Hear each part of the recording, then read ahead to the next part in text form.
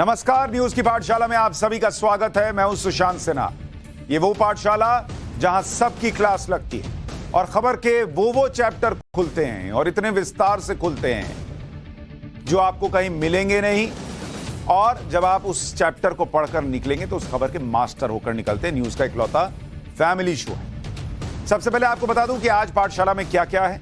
मोदी का वो secret formula जिससे वो चुनाव पर चुनाव जीतते हैं, वो फॉर्मूला जिसके बारे में चर्चा नहीं होती, आज उसके बारे में आपको बताऊंगा कि वो क्या है नरेंद्र मोदी के पास फॉर्मूला जिससे वो चुनाव जीतते हैं। गुजरात में 2002 से बड़ी जीत कैसे दिलाने वाले हैं नरेंद्र मोदी, आज इसके बारे में भी बात करूंगा। चीन अब अंतरिक्ष में बच्चे पैदा करने का प्लान क्यों बना रहा है भाई? धरती पर ही तुमने इतने बच्चे पैदा कर रखे हैं, अब अंतरिक्ष में जाकर बच्चे क्यों, आज बताऊंगा। और साथ ही चीन के बंदर अंतरिक्ष में जाकर क्या गुल खिलाने वाले हैं, इसका चैप्टर भी होगा। लालू यादव की बेटी अपनी किडनी किसको देने वाली, किडनी देने की नौबत क्यों आई, किसको देने वाली हैं, आज आपको यह भी बताऊं। लेकिन पाठशाला में सबसे पहले दिन भर की बड़ी खबरों का एक साथ रिवीजन, फिर पहला चैप्टर।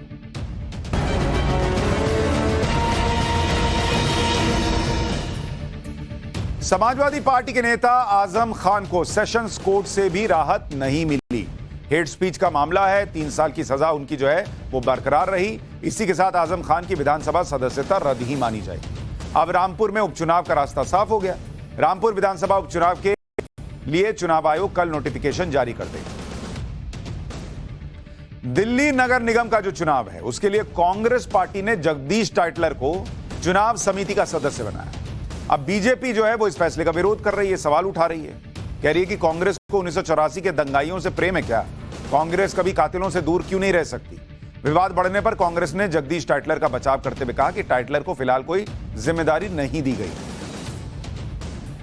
दिल्ली की तिहाड़ जेल में बंद है ठग सुकेश चंद्रशेखर। उसके लेटर बम फोड़ने का सिलसिला अभी भी जारी है। उसने एलजी को फिर से एक चिट्ठी लिख दी है और जेल बदलने की मांग की है। सुकेश चंद्रशेखर कह रहा है चिट्ठी लिखकर कि वो और उसकी पत्नी का ट्रांसफर देश की किसी भी जेल में कर दीजिए, क्योंकि दिल्ली में उसकी जान को खतरा है। इससे पहले सुकेश चंद्रशेखर ने 5 नवंबर को एलजी को चिट्ठी लिखी थी और आम आदमी पार्टी पर गंभीर आरोप लगाए थे। T20 वर्ल्ड कप का फाइनल अब इंग्लैंड और पाकिस्तान के बीच होगा। भारत के सपने टूट गए। इंग्लैंड ने टीम इंडिया को 10 विकेट से हराया। इंडिया ने पहले बैटिंग की, 6 विकेट पर 168 रन बनाए। सब बहुत खुश थे कि इंडिया पाकिस्तान फाइनल होगा। विराट कोहली, हार्दिक पांड्या ने हाफ सेंचुरी भी लगाई। पर जब इंग्लैंड बैटिंग करने उतरी तो जो चेज किया उन्होंने, एक भी विकेट ही नहीं गंवाया। जॉस बटलर और एलेक्स हेल्स ने पावर प्ले के दौरान 63 रन बनाए और उसके बाद भी तूफानी बैटिंग जारी रखी। 16 ओवर में इंग्लैंड जीत भी गया और 170 रन बनाए और 10 विकेट से मैच जीत लिया। बटलर ने 80, एलेक्स हेल्स ने 86 रन बनाए और दोनों नॉट आउट रहे। रूस के राष्ट्रपति व्लादिमीर पुतिन अगले हफ्ते बाली में होने वाले G20 समिट में शामिल नहीं होंगे। यह लगातार दूसरा G20 समिट है जिसमें पुतिन शामिल नहीं होंगे। पुतिन की जगह विदेश मंत्री सर्गेई लावरोव G20 शिखर सम्मेलन में भाग लेने के लिए इंडोनेशिया जाएंगे। अगर यूक्रेन युद्ध की बात करूं तो रशियन आर्मी अब खेरसोन से पीछे हट रही है। पीछे हटने का कारण हथियार और फूड सप्लाई प्रभावित होना बताया जा रहा है। और यूक्रेन युद्ध के बीच ईरान ने हाइपरसोनिक मिसाइल का परीक्षण किया। ईरान के रिवोल्यूशनरी गार्ड के एरोस्पेस कमांडर ने दावा किया कि ईरान ने एक हाइपरसोनिक बैलिस्टिक मिसाइल का निर्माण किया है और यह मिसाइल दुश्मन के एडवांस एंटी मिसाइल सिस्टम को टारगेट कर सकती है। और मिसाइल्स की दुनिया में यह ईरान के लिए एक बड़ी छलांग जैसा है। दिन भर की खबरों का हो गया रिवीजन। अब पाठशाला की पहली क्लास और इसमें आपको प्रधानमंत्री नरेंद्र मोदी के उस सीक्रेट फॉर्मूले के बारे में बताऊंगा जिससे वो चुनाव पर चुनाव जीतते हैं।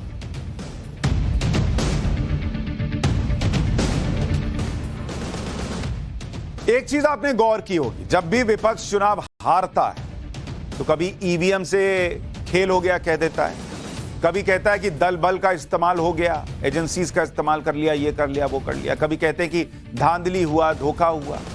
कभी ये बहाना, कभी वो बहाना, कुछ ना कुछ बहाना विपक्ष बनाता रहता है।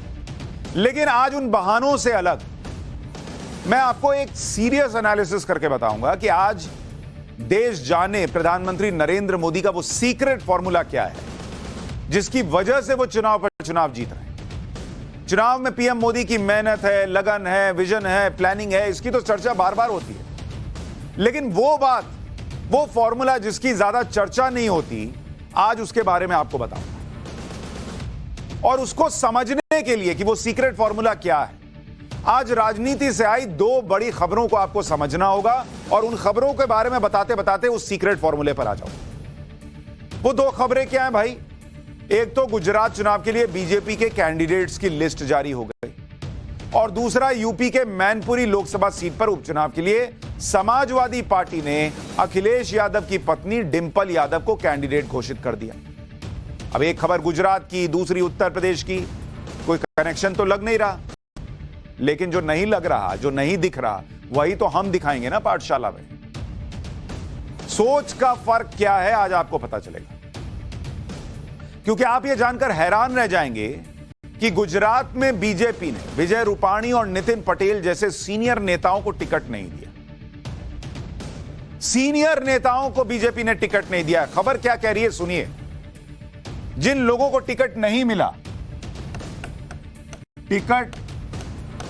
मिला, उनमें जो नाम है उनको अगर आप सुनेंगे, पहले गुजरात की खबर सुनिए, फिर यूपी और फिर आऊंगा सीक्रेट फॉर्मूले। एक है विजय रूपाणी।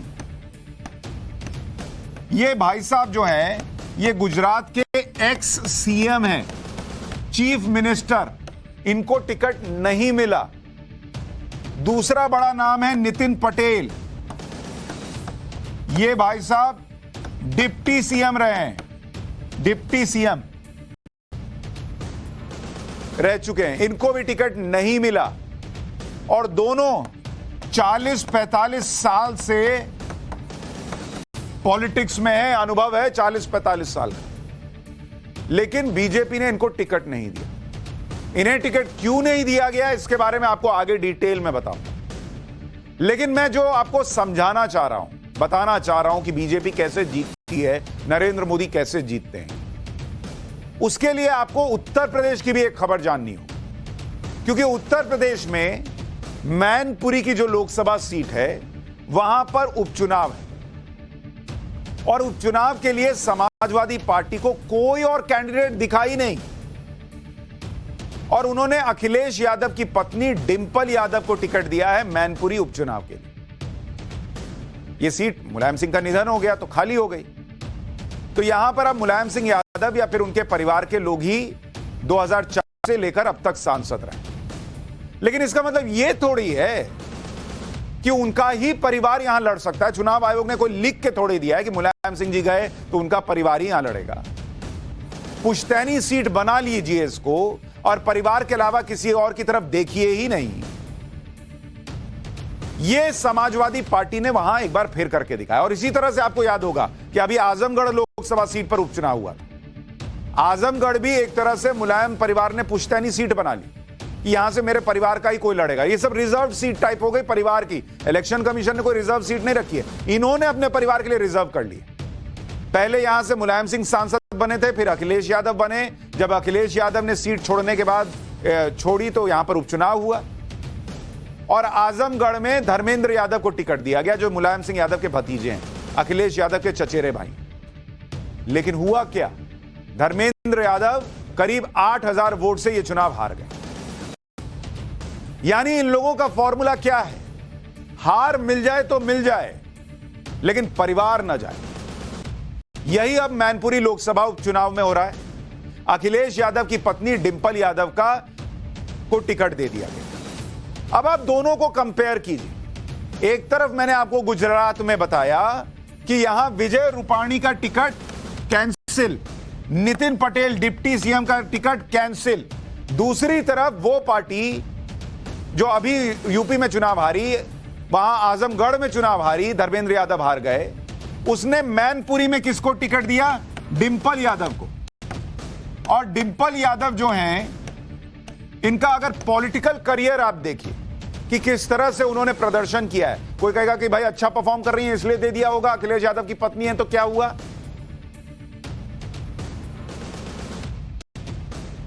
मैं आपको बताता हूं कि 2009 में डिंपल यादव फिरोजाबाद लोकसभा का उपचुनाव लड़ी हार गई। फिरोजाबाद हार गई। यहां उनको कांग्रेस के राज बब्बर ने हरा दिया था। और कितने वोट से हराया? 85,000 वोट से हराया। 85,000 के वोट के मार्जिन से हरा दिया। इसके बाद 2012 में यह चुनाव लड़ी, कन्नौज से जीत गई। कहां से जीती? कन्नौज का चुनाव जीती। अब आप कहेंगे अरे जीत तो गई, लेकिन यह चुनाव क्या था? यह खत्म मामला था चुनाव, क्योंकि अखिलेश यादव मुख्यमंत्री बन गए तो उन्होंने इस्तीफा दिया, सीट खाली हुई, तो कन्नौज उपचुनाव में डिंपल यादव को मौका मिला और वो यहां से जीत गई, क्योंकि कोई उम्मीदवार ही नहीं उतारा गया। उम्मीदवार ही नहीं उतरा भाई, निर्विरोध वो जीत गई। तो ये वाला चुनाव जो वो जीती, अब इसमें क्या है? आप कोई एग्जाम देने ही नहीं आए, आप क्लास में फर्स्ट आ गए, तो फर्स्ट आना माना जाएगा इसको। फिर इनको 2014 में, इसको तो मतलब मान के चलिए, हटा के चलिए, फिर भी लिख लिया हूं क्योंकि जीती तो है ही। फिर इनको लोकसभा चुनाव में 2014 में कन्नौज की सीट मिली और यहां पर ये जीत गई कन्नौज से जीत गई। लेकिन 2019 का लोकसभा चुनाव हुआ, 2019, यहां ये हार गई। अपनी सीट नहीं बचा पाई, जिस कन्नौज के बारे में आपको बता रहा हूं, तो अपनी सीट हार गई।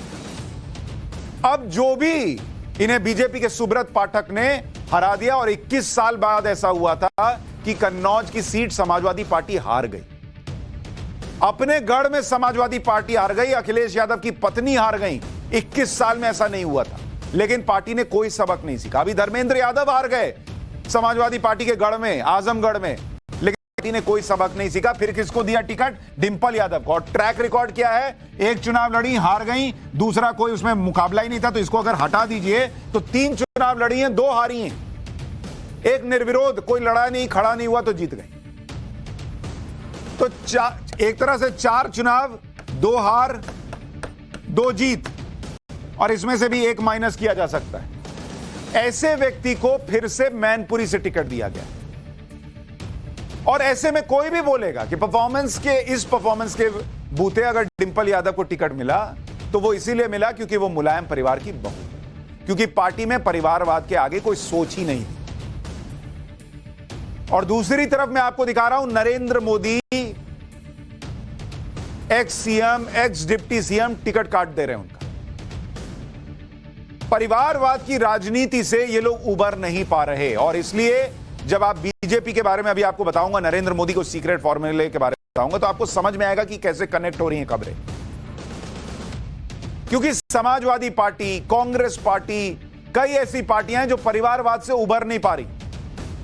और मैं आपको मुलायम सिंह यादव का परिवारवाद जो है, या उनके परिवार में जो परिवारवाद है, उसके बारे में बताना चाहता हूं। सीएम, सांसद, विधायक से लेकर जिला पंचायत, ब्लॉक प्रमुख, ग्राम प्रधान, सब बन चुके हैं इनके परिवार के लोग। नीचे से लेकर ऊपर तक इन्होंने कोई पद छोड़ा ही नहीं है। और अगर आपको इनका फैमिली ट्री दिखा दूं, अभी आप देखिएगा ये बोर्ड कैसे भर जाएगा। मैं अमूमन यहां से लिखना शुरू करता हूं, आज यहां से लिखना शुरू करना पड़ेगा। मुलायम सिंह हो गए,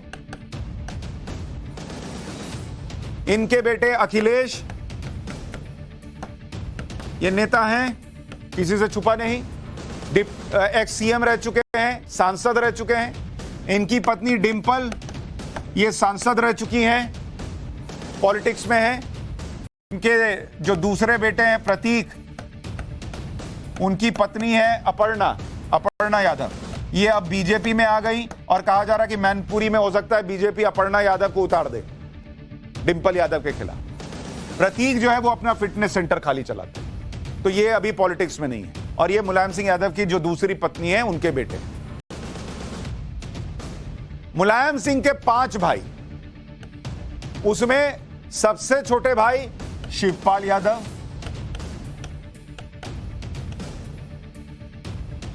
और इनका परिवार देखिए, शिवपाल यादव पॉलिटिक्स में है, विधायक हैं, रहे हैं, इनसे तो किसी को बताने की जरूरत नहीं है। इनकी पत्नी है सरला यादव, सरला जी जो है वो पत्नी है, ये सहकारी बैंकों की राजनीति में रह चुकी हैं। फिर इनके जो बेटे हैं, इनके बेटे शिवपाल के, आदित्य यादव, ये अपने पिता की पार्टी के प्रदेश अध्यक्ष हैं। वो उत्तर प्रदेश प्रादेशिक कोऑपरेटिव फेडरेशन के अध्यक्ष भी हैं, तो ये भी पॉलिटिक्स में आ गए। मुलायम सिंह के चौथे नंबर के भाई का नाम है राजपाल यादव, एक और भाई। मैंने बोला था ना बोर्ड अभी भर जाएगा, देखिएगा, अभी जगह नहीं मिलेगी लिखने के लिए। इनके बेटे हैं अभिषेक उर्फ अंशुल, जो आप सुनते हैं। ये इटावा के लगातार दूसरी बार जिला पंचायत अध्यक्ष हैं। राजपाल यादव की पत्नी है, इनकी पत्नी जो है पत्नी प्रेमलता जी, ये 2 बार प्रेमलता,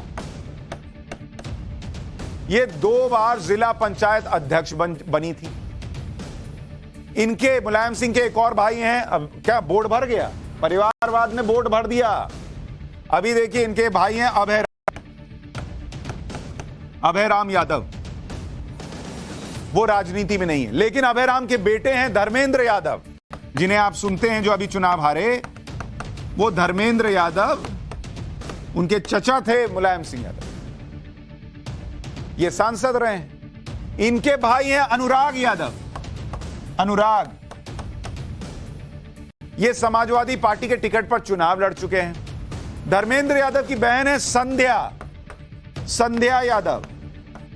ये संध्या जी जो हैं वो मैनपुरी में जिला पंचायत अध्यक्ष रह चुकी हैं। एक और बहन है शीला। अभी देखिए बोर्ड खत्म, परिवार खत्म नहीं हो रहा है, परिवारवाद खत्म नहीं हो रहा है। परिवार क्यों खत्म होगा? उधर चले जिए, ये भी राजनीति में रही। मुलायम सिंह के एक और भाई हैं रतन सिंह। अब यहां से देखिए खींच के लाना पड़ेगा, यहां जगह नहीं है। रतन सिंह जी, वो अब इस दुनिया में नहीं है। उनकी बहू है मृदुला यादव। मृदुला जी जो हैं वो सैफई में की ब्लॉक प्रमुख हैं। इनके बेटे हैं तेज प्रताप यादव।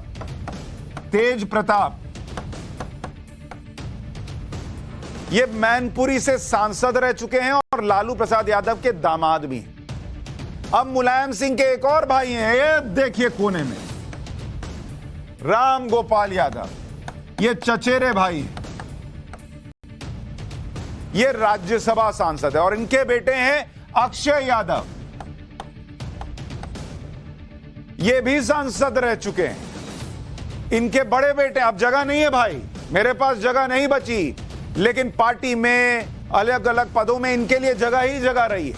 इनके बड़े बेटे हैं रामगोपाल के असित यादव के बेटे, यानी रामगोपाल यादव के पोते कार्तिकेय यादव भी राजनीति में। रामगोपाल की बहन गीता देवी के बेटे अरविंद यादव भी राजनीति में है। ये है होता है परिवारवाद। और ये तो वो हैं जो हमें पता है, बाकी और जिनके बारे में उतनी जानकारी नहीं है उनके बारे में भी कहा जाता है कि कहीं ना कहीं सेट है सब। पिछले कई साल से समाजवादी पार्टी को चलाने वाले अखिलेश यादव भी परिवार का मोह छोड़ नहीं पा रहे, ये जानते हुए कि लगातार 2 विधानसभा चुनाव में समाजवादी पार्टी को हार मिल चुकी है। 2019 में मायावती से गठबंधन के बाद भी पार्टी की लोकसभा में सीटें नहीं बढ़ पाई। 2019 में मुलायम परिवार के 3 सदस्य चुनाव हार गए।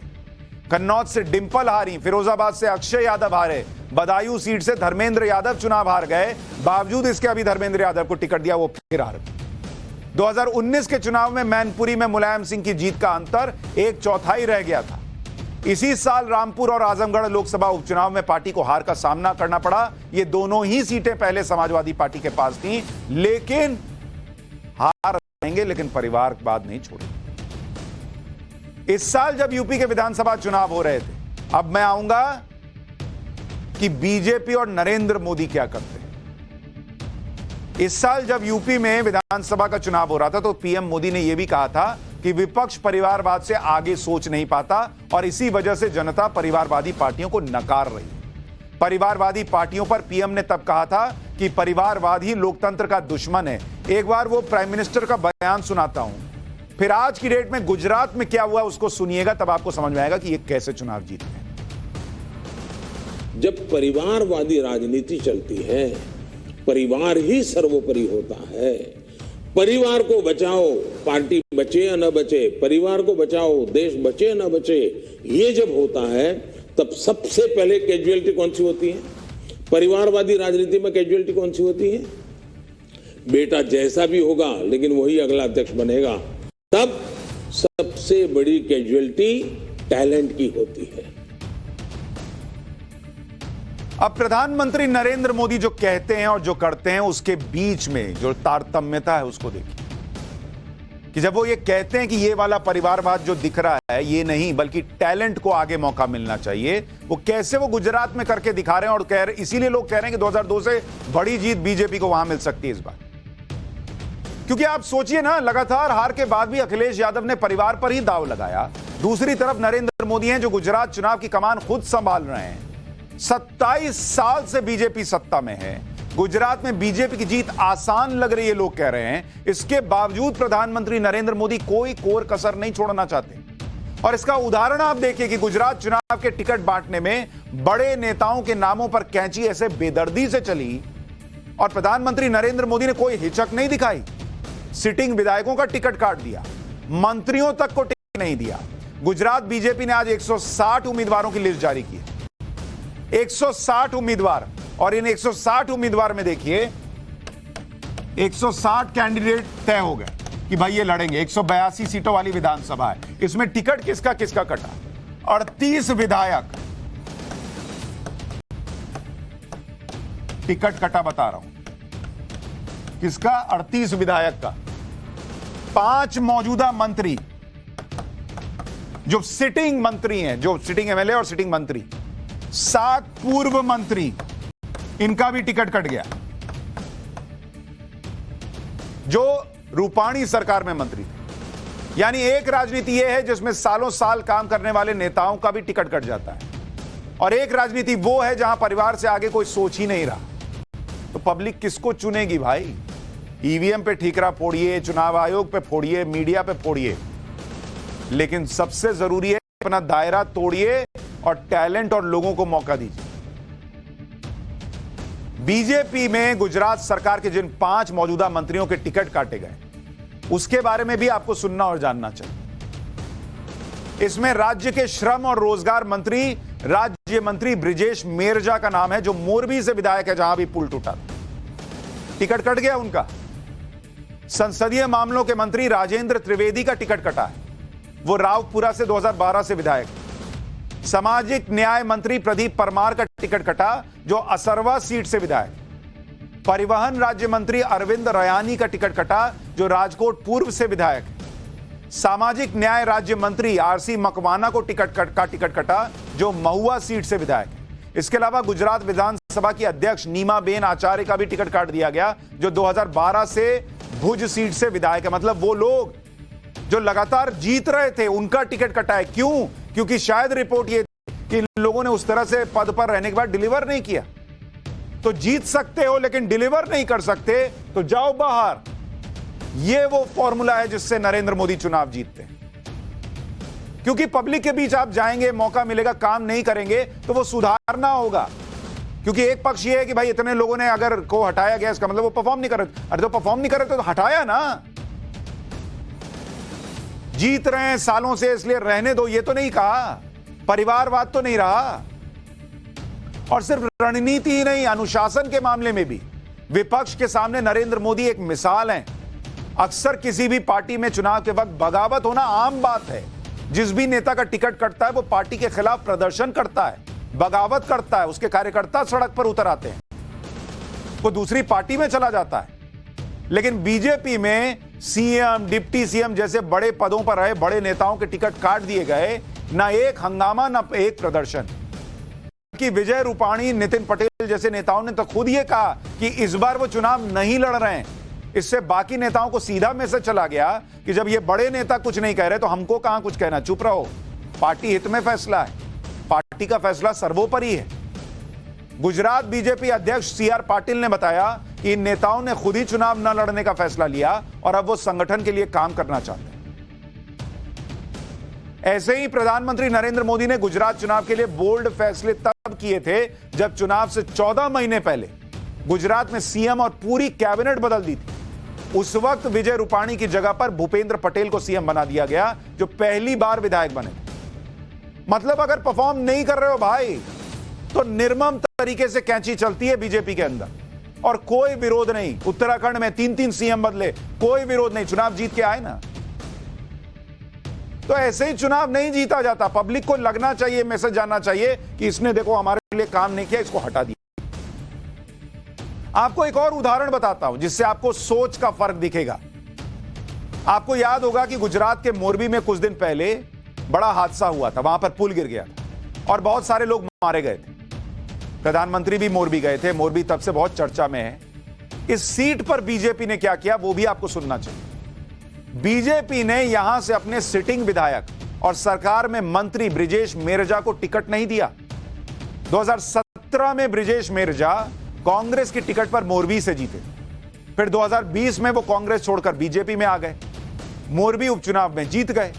पार्टी ने ब्रिजेश मेरजा की जगह पूर्व विधायक कांतिलाल अमृतिया को टिकट दे दिया। इस बार मोरबी हादसे के वक्त लोगों की जान बचाने के लिए कांतिलाल अमृतिया ने क्या किया था पता है? वो नदी में कूद गए थे। लोगों के प्रति सेवा और समर्पण का यह भाव जो कांतिलाल जी ने दिखाया, उसका इनाम मिला कि उनको टिकट दे दिया गया उस जगह से जहां पे सिटिंग एमएलए को नहीं टिकट मिला। जो जीता एक बार नहीं 2 बार, उसको नहीं टिकट, लेकिन जो पानी में बचाने के लिए कूदा कांतिलाल, उनको टिकट मिला। वो पहले भी मोरबी सीट से बीजेपी का प्रतिनिधित्व कर चुके हैं, लेकिन हारे। उस हारे हुए आदमी को इस बार टिकट दिया गया। क्यों? क्योंकि वो जिंदगी की लड़ाई में जीता, बचाने के लिए कूद गया अपनी जान देखे बिना। यह फर्क है नरेंद्र मोदी की स्ट्रैटेजी, सोचने का तरीका, जो कहते हैं और करने में जो समरूपता दिखती है। अभी कुछ दिन पहले एक वीडियो वायरल हुआ जिसमें कहा जा रहा था कि हिमाचल के किसी नेता से पीएम मोदी फोन पर बात कर रहे हैं और ऐसा कहा गया कि उन्होंने उस नेता से चुनाव न लड़ने के लिए कहा क्योंकि वो नेता बागी होकर चुनाव लड़ रहा है। इस वीडियो का सच क्या है ये तो नहीं पता। यह भी साफ नहीं है कि पीएम ने फोन किया था नहीं किया था, लेकिन कुछ लोग इसे हिमाचल में बीजेपी की बेचैनी से जोड़ रहे थे और यह कह रहे थे कि पीएम को खुद कैंडिडेट्स को फोन करना पड़ा। लेकिन मैं आपको कहता हूं इसको दूसरे नजरिए से देखिए, और यह अगर मान भी ले थोड़ी देर के लिए कि यह फोन कॉल चलिए सही था, पीएम ने उस बागी कैंडिडेट को फोन किया, तो इससे यह पता चलता है कि प्रधानमंत्री मोदी के लिए एक एक सीट कितनी इंपॉर्टेंट है। उनका ध्यान एक एक सीट पर रहता है और अगर पार्टी के लिए जरूरी होता है तो खुद पीएम फोन घुमाने से भी हिचकते नहीं है। ये नहीं सोचते मैं प्राइम मिनिस्टर हो गया अब मैं फोन करूंगा इसको। ऐसे कितने नेता करते होंगे जो अगर पार्टी के लिए एक एक माइक्रो मैनेजमेंट करना हो तो वो करते हो, जबकि वो प्राइम मिनिस्टर की कुर्सी पर बैठे हो। यहां ऐसे लोग हैं जो लोगों को कार्यक्रम में बुलाकर भूल जाते हैं और एक फोन नहीं करते माफी मांगने के लिए, कोई दूसरा नेता करता है। अभी कुछ दिन पहले आपको बताया था।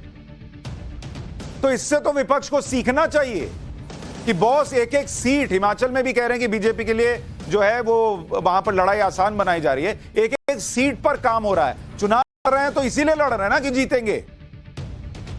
तो वो सीखने के बजाय कुछ लोग माहौल बना रहे हैं, मजाक बना रहे हैं। बनाते रहो, फिर ईवीएम पे फोड़ना, इधर फोड़ना उधर फोड़ना। तो ये जो अनुशासन है, ये जो मेहनत है, ये जो परिवारवाद की राजनीति को तोड़कर टैलेंट को मौका देना है, ये वो वजह है कि नरेंद्र मोदी चुनाव पे चुनाव जिता रहे हैं। जिसको नहीं समझ में आएगा, ये ईमानदारी पब्लिक के बीच नहीं पहुंचेगी, वो हारेगा ही, चाहे वो कितना ईवीएम को कोस ले, चाहे वो इलेक्शन कमीशन को कोस ले या हमें कोस ले। राजनीति के बाद अब पाठशाला की स्पेशल क्लास जो थोड़ा हटकर है।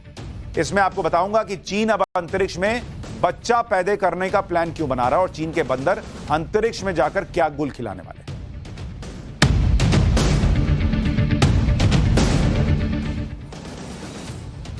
दुनिया में सबसे ज्यादा आबादी चीन की है। वहां 140 करोड़ से ज्यादा लोग हैं।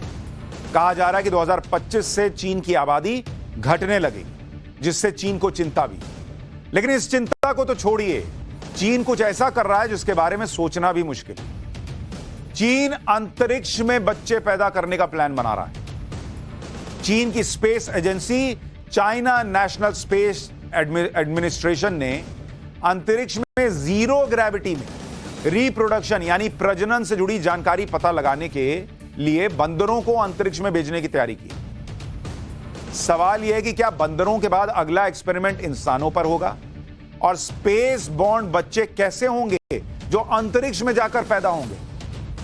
वो धरती पर पैदा होने वाले बच्चों से कितने अलग होंगे और क्या वो स्पेस में आसानी से रह पाएंगे? ऐसा कुछ होगा क्या? चीन अब स्पेस में अपनी दुनिया बसाने के बारे में आगे सोच रहा है। क्या ये बच्चे जो अंतरिक्ष में पैदा होंगे धरती पर लौटकर जीवित रह पाएंगे?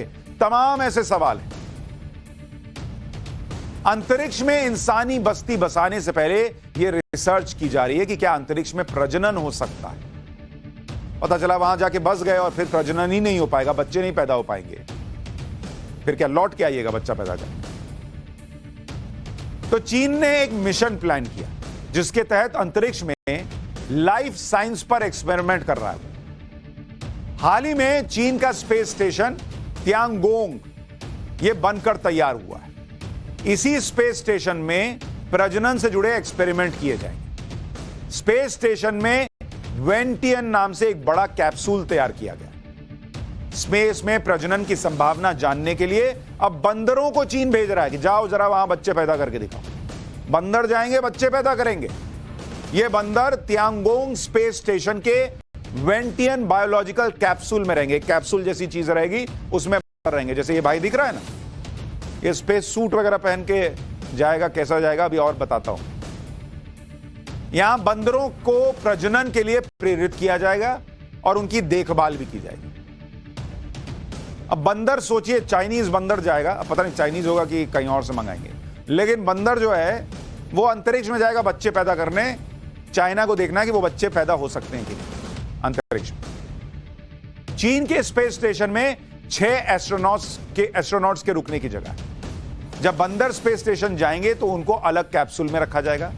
ऐसे में बड़ी चुनौती बंदरों को स्वस्थ रखने की होगी कि वो फिट रहें, क्योंकि बंदर को आप बोल तो नहीं सकते ना भाई कि तुमको ये फॉलो करना है, तुम कर लेना। जैसे यहां से एस्ट्रोनॉट जाते हैं तो उनको पता है कैसे क्या करना है। बंदर को थोड़ी समझ में आ रहा है कि वो अंतरिक्ष में है। बंदर को ये थोड़ी समझ में आ रहा है कि वो पेड़ से पेड़ कूदता था, उड़ता था, उड़ते उड़ते जैसा लगता था, अब अंतरिक्ष में बिना पेड़ के उड़ रहा होगा ग्रेविटी में, तो उसका क्या, बंदर का तो दिमाग घूम जाएगा। और उसको क्या पता, उसको यहां बच्चे पैदा करने भेजा गया। एस्ट्रोनॉट्स पर बंदरों के देखभाल की जिम्मेदारी होगी। तुम देखो भाई ये लोग ठीक से रहे। बंदरों को खाना खिलाना एस्ट्रोनॉट करेगा, उनकी गंदगी को साफ करना होगा तो एस्ट्रोनॉट करेगा। बंदरों को शांत और खुश रखना भी एस्ट्रोनॉट के लिए चुनौती होगी। मतलब बंदर वहां राजा होगा, मजे करेगा, एस्ट्रोनॉट सब देखेगा कि ठीक से रहे। स्पेस तक का सफर करने के बाद बंदरों की सेहत की मॉनिटरिंग करनी होगी। जीरो ग्रेविटी में बंदरों के शरीर में क्या बदलाव आए ये टेस्ट किए जाएंगे। कैप्सूल के अंदर नर और मादा बंदर लड़ाई ना करें यह भी देखना होगा। कैप्सूल के अंदर बंदरों का व्यवहार बंदर जैसा ना हो। जैसे हम नहीं बच्चों को कहते हैं बंदर जैसा इधर से उधर ना उछलो, बैठो। लेकिन बंदर को थोड़ी बोलिएगा कि बंदर जैसा ना उछलो, तो बंदर ही है, वो तो उछलेगा ही। तो उसका व्यवहार बंदरों जैसा ना हो, मतलब कहने वाले बंदर जैसा, तो वो देखना होगा। बंदरों का व्यवहार क्या बदल रहा है, अकेलापन महसूस कर रहा है क्या, ये सब मॉनिटर होगा। रिप्रोडक्शन के लिए उचित माहौल तैयार करना होगा और यह भी देखना होगा कि बंदर उस समय खुश रहे। चीन ने अंतरिक्ष में प्रजनन की संभावना तलाश करने के लिए बंदरों को चुनने के पीछे क्या तर्क दिया वो भी सुनिए। वो कह रहा है कि बंदर इंसानों के पूर्वज हैं। कहा जाता ना कि हम सब पहले बंदर ही थे, तो बंदर कर लेगा तो इंसान भी कर लेगा। विज्ञान के मुताबिक बंदर को इंसानों का सबसे करीबी जीव माना जाता है। यानी बंदर और इंसानों की जो शारीरिक संरचना है वो एक दूसरे से काफी मिलती है। बंदरों और इंसानों की प्रजनन प्रक्रिया में भी कई समानताएं, इसलिए लाइफ सेविंग दवाओं को अक्सर ह्यूमन ट्रायल से पहले बंदर पर आजमाया जाता है कि दवा पहले बंदर को खिलाओ, इस पे चल जाएगी तब इंसान को खिलाएंगे। दरअसल अंतरिक्ष में रिप्रोडक्शन की पॉसिबिलिटी तलाश करने की शुरुआत 90 के दशक से हो रही है। चाइना अकेला नहीं कर रहा। पहले हो चुके प्रयोगों को देखने के बाद ही चीन ने बंदरों को स्पेस में भेजने का फैसला किया और शायद इसके बाद अगला नंबर इंसानों का हो। आपको 90 के दशक में हुए एक महत्वपूर्ण प्रयोग के बारे में बताता हूं। 1994 में अमेरिकी स्पेस एजेंसी जो नासा है, उसने एक जेलीफिश को अंतरिक्ष में भेज दिया। अच्छा, जेलीफिश को देखिए तो वो पानी में भी ऐसी लगती है जैसे अंतरिक्ष में तर रही, मजे ले ले। अब वो चली गई अंतरिक्ष, जेलीफिश समुद्री जीव होता है और वो इंसानों की तरह ग्रेविटी पर रिस्पॉन्स करता है। नासा क्या चाह रहा था कि ये पता चले कि स्पेस में जेलीफिश का प्रजनन कराया जाए और पृथ्वी पर लाया जाए तो देखेंगे ये हो सकता है। तो स्पेस में नासा ने जेलीफिश की ब्रीडिंग कराई और बेबी का नाम मून जेलीफिश रख दिया। मून जेलीफिश जीरो ग्रेविटी में भी जीवित रहा। जेलीफिश ने खुद को स्पेस के मुताबिक अडॉप्ट भी कर लिया, ढाल लिया खुद को। पृथ्वी पर वापस आने पर जेलीफिश को काफी परेशानी होने लगी। पृथ्वी की ग्रेविटी में मूवमेंट करने में दिक्कत आ रही, लेकिन कुछ समय बाद जेलीफिश ने खुद को यहां भी ढाल लिया। जेलीफिश काफी हल्के होते हैं, लेकिन उन पर भी ग्रेविटी का असर पड़ता है। जेलीफिश के अंदर इंसानों की ही तरह गैविसेप्टर्स लगे होते हैं, जिससे वो पृथ्वी की ग्रेविटी के हिसाब से रहते हैं, मूवमेंट करते हैं। जिस तरह से इंसानों के कानों में ग्रेविटी बैलेंस के लिए लिक्विड होता है, यहां लिक्विड होता है ग्रेविटी बैलेंस के लिए, वैसे ही जेलीफिश में भी है। इसी तरह से 90 के दशक में कई दूसरे जानवरों को स्पेस में भेजा गया और उनकी ब्रीडिंग कराई गई। भाई जेलीफिश तो बच्चा पैदा करके आ गई, रह गई, लेकिन ये इंसान कर पाएगा या नहीं, ये कनेक्ट नहीं हो पाया, क्योंकि जेलीफिश और इंसान में बड़ा फर्क था। तो फिर मछली भेजे, मेंढक भेजे, चूहे भेजे, इन सभी जानवरों के बच्चों ने खुद को स्पेस के हिसाब से अडॉप्ट किया और जब पृथ्वी पर वापस लाए गए तो पृथ्वी के माहौल में भी कुछ दिनों में ये ढल गए। हालांकि इनमें से ज्यादातर जानवर कुछ ही दिनों में मर गए थे, तो इसलिए पता नहीं चल पाया कि ये कितना लंबा चलेगा मामला। कई बार इसका मतलब यह हुआ कि जानवरों पर स्पेस में प्रयोग हो चुके हैं। अब नंबर आया है बंदरों का, जिनको चीन स्पेस में भेज रहा है। बंदरों ने भी जेलीफिश और चूहों की तरह रिस्पांस मिला, तो अगला नंबर इंसानों का होगा, जो वहां जाकर बच्चे पैदा करेंगे। लेकिन ऐसा होने से पहले बंदरों पर प्रयोग के 2 पॉइंट आपको समझने होंगे।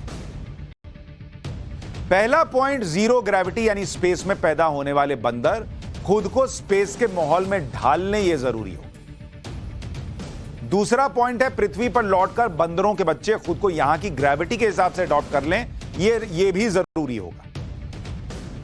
अगर ऐसा होता है, स्पेस में रिप्रोडक्शन के एक्सपेरिमेंट इंसानों पर भी होने का रास्ता खुल जाएगा और शायद एक ऐसा इंसान पैदा कर लिया जाए जिससे जीरो ग्रेविटी और पृथ्वी की ग्रेविटी दोनों ही माहौल में रहने में कोई दिक्कत ना हो। अंतरिक्ष में रिप्रोडक्शन के अलावा भी कई और प्रयोग किए जा रहे हैं, उनके बारे में भी आज आपको बताता हूं, क्योंकि इन प्रयोगों के बारे में जानकर आप बहुत हैरान रह जाएंगे। अंतरिक्ष में एस्टेरॉयड माइनिंग पर भी काम चल रहा है। एस्टेरॉयड अंतरिक्ष में घूमने वाले उल्का पिंड होते हैं जो पत्थर, धूल और मिनरल से बने होते हैं। यानी इन एस्टेरॉयड की माइनिंग करने की भी कोशिश की जा रही है, क्योंकि सालाना 900 एस्टेरॉयड पृथ्वी के पास से होकर गुजरते हैं। और माइनिंग के प्रयोगों के पीछे कारण यह बताया जा रहा है कि एस्टेरॉयड के खनन से लाखों टन सोना और प्लैटिनम मिल सकता है।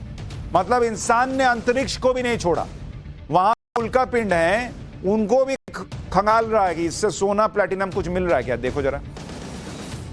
यानी एक उल्का पिंड में अगर सोने का भंडार मिल गया तो यहां लोग माला माल। इसलिए इस तरह का प्रयोग चल रहा है कि उल्का पिंडों की भी माइनिंग की जाए। अंतरिक्ष में 16 साइकी नाम का एक एस्टेरॉयड है जहां सबसे ज्यादा सोना और प्लैटिनम है। कहा जाता है कि उल्का पिंड में मौजूद सोना धरती के सभी देशों की अर्थव्यवस्था से ज्यादा है। हालांकि उल्का पिंड खनन बहुत महंगी और लंबी प्रक्रिया होती है, क्योंकि उल्का पिंडों की स्पीड बहुत तेज होती है। ऐसा नहीं गए कि वहां पे खड़ा है उल्का पिंड, गए ठोके, अरे सोना निकल आया। वो चल रहा है तेजी से, और खनन के लिए ऐसा प्रयोग करना होगा जिससे उल्का पिंडों की स्पीड के हिसाब से माइनिंग हो सके। एक्सपर्ट्स के मुताबिक एस्टेरॉयड से अगर 60 ग्राम सामान लाना होगा तो इसमें लगभग $1 अरब का खर्च आएगा। $1 अरब। तो सोचिए, इतना सस्ता भी नहीं है। सोच रहे हैं कि अरे सोना मिल रहा, हम भी चलें क्या, या किसी को बोल दे भाई थोड़ा उधर से लेते आना। ऐसा नहीं चल रहा, बहुत महंगा काम। वैसे अमेरिकी स्पेस एजेंसी नासा इस काम में जुट गई। एस्टेरॉयड खनन के प्रयोग के अलावा आपको यह तो पता ही होगा कि अंतरिक्ष में टूरिज्म भी शुरू हो गया है।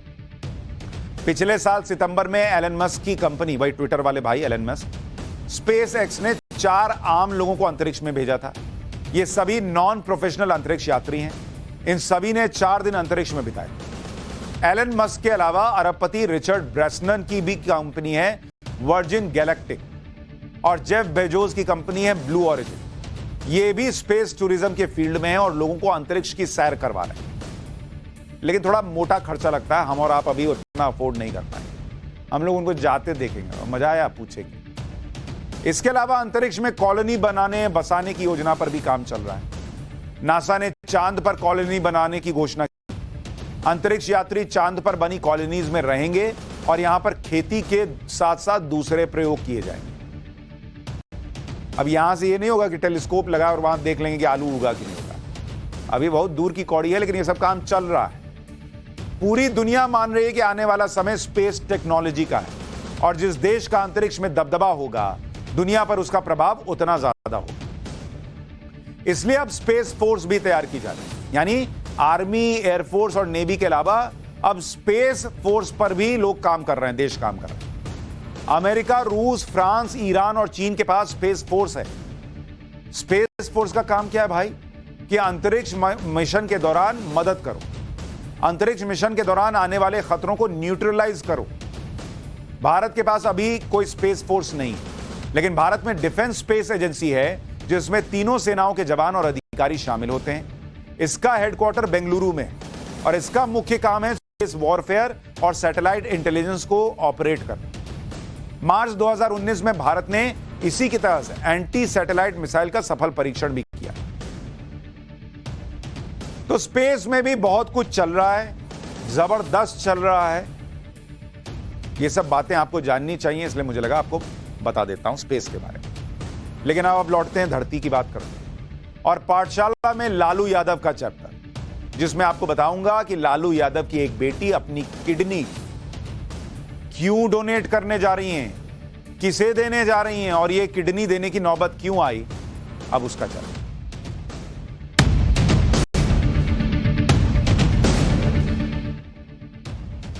लालू यादव का नाम सुनकर आप सोच रहे होंगे कि ये राजनीति की क्लास है, पॉलिटिक्स की बात होगी, लालू यादव की बात हो रही है। लेकिन पॉलिटिक्स नहीं, पिता बेटी के रिश्तों का चैप्टर है।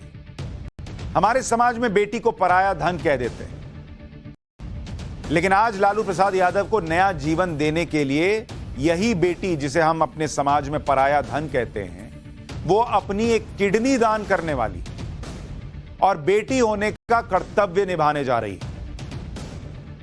तो जो मैं आपसे कह रहा था, लालू यादव की बेटी किसको किडनी देने वाली है, वो अपने पिता लालू यादव को किडनी दे रही। क्योंकि आपको पता होगा लालू यादव पिछले कई महीनों से बहुत बीमार है। अपने इलाज के लिए वो आए दिन रांची, पटना और दिल्ली के एम्स में इलाज करवा रहे थे। लेकिन इस समय लालू यादव सबसे गंभीर बीमारी से जूझ रहे हैं, जिसका नाम है किडनी फेलियर। लालू यादव की किडनी 80% तक डैमेज हो चुकी है, यानी ठीक से काम नहीं कर रही, जिसकी वजह से उनका स्वास्थ्य सही नहीं रहता। पिछले महीने अक्टूबर में लालू यादव अपनी किडनी का इलाज करवाने सिंगापुर गए, जहां उनकी बेटी रोहिणी आचार्य भी रहती। कुछ दिन पहले आपने सोशल मीडिया पर लालू यादव और उनकी बेटी रोहिणी की तस्वीर देखी हो। रोहिणी ने ही लालू यादव को डॉक्टर्स को दिखाने की पूरी व्यवस्था की थी, क्योंकि वो खुद भी डॉक्टर है। सिंगापुर के डॉक्टर्स ने लालू यादव को देखकर उन्हें तुरंत किडनी ट्रांसप्लांट करवाने की सलाह दी कि बॉस, आपका तो 80% किडनी काम ही नहीं कर रहा है, किडनी बदलिए। तो सबसे बड़ा सवाल यह उठा कि लालू यादव को किडनी कौन डोनेट करेगा, क्योंकि किडनी ट्रांसप्लांट की स्थिति में परिवार के सदस्यों की किडनी को सबसे पहले प्राथमिकता दी जाती है। उसमें भी खून के रिश्ते वाले किडनी सबसे अच्छी मानी जाती है। पिता की बिगड़ती कंडीशन को देखते हुए लालू की बेटी रोहिणी आचार्य ने पिता को किडनी देने का फैसला किया। बेटी के इस त्याग को सुनकर लालू ने किडनी लेने से मना कर दिया। कोई भी पिता सोचेगा कि बेटी है, उसका भी परिवार है, अभी इतनी उम्र बची हुई है, एक किडनी पर बेटी को पूरा जीवन बिताना होगा, क्योंकि रोहिणी की उम्र लगभग 43 साल। पूरे जीवन परहेज और सावधानी से रोहिणी को करना पड़ेगा अगर वो किडनी दे देंगे। तो लालू यादव यही सब सोचकर बोले कि नहीं, मैं रोहिणी की किडनी नहीं लूंगा। हालांकि बाद में बेटी और परिवार के दबाव में आ गए और मान गए। अब लालू यादव दोबारा सिंगापुर जाएंगे, जहां इस महीने के अंत तक उनका किडनी ट्रांसप्लांट हो सकता है। इसके लिए लालू यादव को फिर से कोर्ट से परमिशन लेनी होगी, क्योंकि उनको वहां जाना हो। लेकिन आप सोचिए लालू यादव कितने भाग्यशाली हैं कि उनके पास रोहिणी जैसी बेटी है, और रोहिणी की भी हिम्मत है कि वो अपने पिता की जान बचाने के लिए इस उम्र में अपनी किडनी दान देने को तैयार होगी। क्योंकि आमतौर पर किडनी दान करने वाले व्यक्ति को बहुत परहेज से रहना पड़ता है, पूरे जीवन अपनी सेहत का बहुत ख्याल रखना पड़ता है। किडनी दान करने का फैसला भावुकता और मजबूरी में लिया गया फैसला हो सकता है, लेकिन इसका असर आपके पूरे जीवन पर पड़ता है, और यह आसान नहीं है। हालांकि लालू यादव को भी इस ऑपरेशन के बाद अपने स्वास्थ्य का बहुत ध्यान रखना होगा, क्योंकि जिस बीमारी की वजह से उनकी किडनी खराब हुई, वो बीमारी अब भी उनके शरीर में बनी हुई है। लालू यादव को करीब 15 गंभीर बीमारियां हैं। लालू यादव को लंबे समय से डायबिटीज है, जो किडनी डैमेज की बहुत बड़ी वजह मानी जाती है। इसके अलावा उन्हें हाइपरटेंशन यानी हाई ब्लड प्रेशर भी है, जो कंट्रोल में ना रहे तो हार्ट और किडनी को खराब कर देता है। लालू यादव के साथ भी यही हुआ। 2014 में उनकी हार्ट सर्जरी हो चुकी। इसके अलावा लालू यादव को pneumonia, thalassemia, prostate, uric acid बढ़ना और कमजोर इम्यूनिटी की भी समस्याएं रह चुकी। लालू यादव की किडनी सिर्फ 20% काम कर रही है, जिसे मेडिकल साइंस में किडनी का लास्ट स्टेज माना जाता है। उनका जो क्रेटिनिन लेवल देखा जाता है, किडनी किस तरह से काम कर रही है नहीं कर रही है, वो 5 से ऊपर बताया जा रहा, 5 से ऊपर। और एक स्वस्थ आदमी का क्रेटिनिन लेवल जो है वो 0.74 से 1.35 मिलीग्राम पर डेलीलीटर रहता है। मतलब 1.25 के आसपास रहता है, और लालू जी का कितना है, 5 पर चला गया। यानी उनकी किडनी बहुत गंभीर स्थिति में। क्या आपको पता है कि सिंगापुर में किडनी ट्रांसप्लांट का खर्च कितना आता है? करीब 35 लाख से 60 लाख रुपए तक आता है। सिंगापुर में इलाज बहुत महंगा है।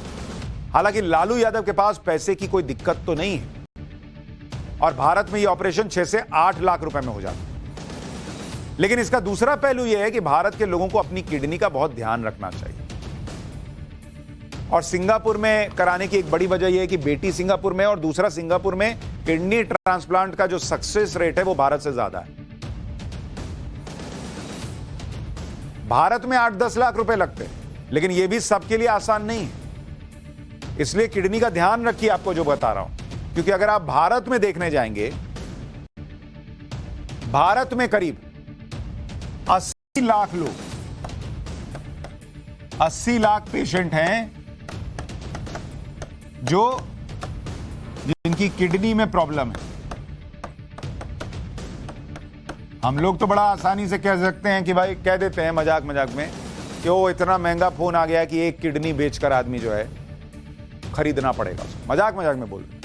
लेकिन ये 80 लाख पेशेंट जो हैं, इनके लिए आप किडनी का महत्व पूछिए, जो किडनी की बीमारी से जूझ रहे हैं। ये भारत का बता रहा है। हर साल 2,20,000 मरीजों को किडनी ट्रांसप्लांट की जरूरत होती है। कितने की जरूरत है? 2 लाख प्लस इनको किडनी ट्रांसप्लांट की जरूरत है। ट्रांसप्लांट की जरूरत। और आपको जो बता रहा हूं कि मिलती कितने को है, मात्र 7,500 लोगों को किडनी मिल पाती है ट्रांसप्लांट करने के लिए। 2 लाख से ज्यादा लोगों को जरूरत है, और मात्र 7,500 लोगों को किडनी मिल पाती है। बाकी लोग डायलिसिस के सहारे जिंदा रहते हैं और डोनर की तलाश करते रहते हैं। किडनी की बीमारी के 3 सबसे बड़े कारण हैं। एक है डायबिटीज, फिर है हाइपरटेंशन यानी ब्लड प्रेशर, बीपी, और बिना डॉक्टर की सलाह के अपनी मर्जी से दवाएं खाते रहना। इससे भी किडनी को नुकसान पहुंचता है। इसलिए कह रहा हूं कि अपनी किडनी का अपना बहुत ध्यान रखिए। यह बड़ा इंपॉर्टेंट काम है, जरूरी काम है। आपको कोई डोनर मिल जाए ये बहुत जरूरी नहीं है। पाठशाला में अब जरा वीडियो ब्रेकिंग का एक चैप्टर देखिए।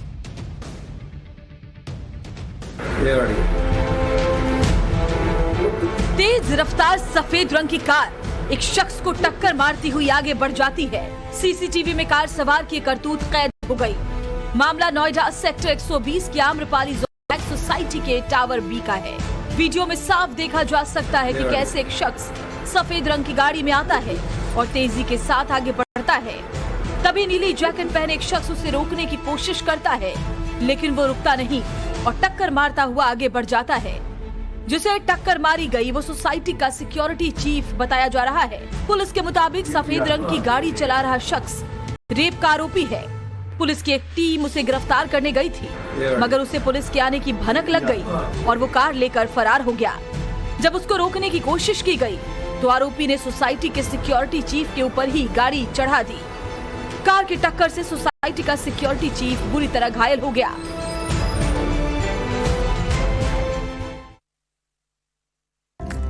बर्फ की सफेद चादर कुदरती खूबसूरती का एहसास करा रही है। मौसम के अचानक बदले मिजाज के साथ ही उत्तराखंड में बर्फबारी का सिलसिला शुरू हो गया। ऊंचाई वाले इलाकों में देर रात से ही बर्फ गिरने लगी।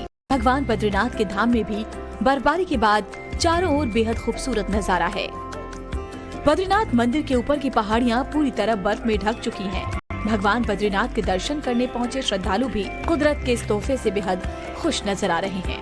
पहली बार बाबा बद्रीनाथ जी ने हमें मौका दिया अपने दर्शन का, और यहाँ पे काफी आज बर्फबारी हुई है और बहुत आनंद आ रहा है बाबा जी को। देर रात हुई बर्फबारी के बाद बद्रीनाथ धाम में 2 इंच से ज्यादा बर्फ जम गई है। वहीं निचले इलाकों में भी बादल छाए रहने से तापमान में गिरावट दर्ज की गई है। यहाँ आकर जो है बहुत अच्छा लगा हमें। ऐसा जीवन में कभी नहीं सोचा था जैसा दृश्य आज देखने को मिला है यहाँ पे। पहाड़ों में हुई बर्फबारी से मौसम बेहद खुशनुमा हो गया, लेकिन तापमान में आई गिरावट से कड़ाके की ठंड भी पड़ रही है।